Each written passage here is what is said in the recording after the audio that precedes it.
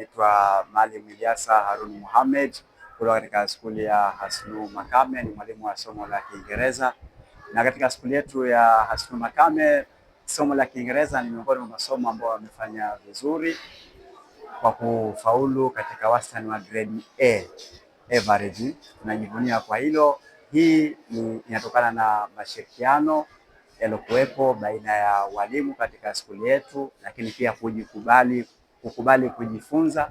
Tunaenda kujifunza mbinu tofauti tofauti katika skuli mbalimbali. Walimu wetu wanatulipia, tunaenda mpaka bara huko kwenda kusoma mbinu mbalimbali, vipi tunaweza kufanya vizuri. Lakini itakuwa mteo wa fadhila kama nitashindwa kumpongeza rais wetu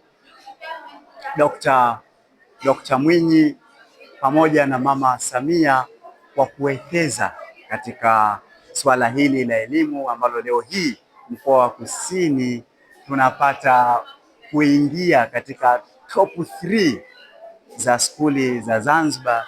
Hii haiji bure bure, ni jitihada ya kuwekeza katika miundombinu, kwa mfano kompyuta, smart TV. Kwa kweli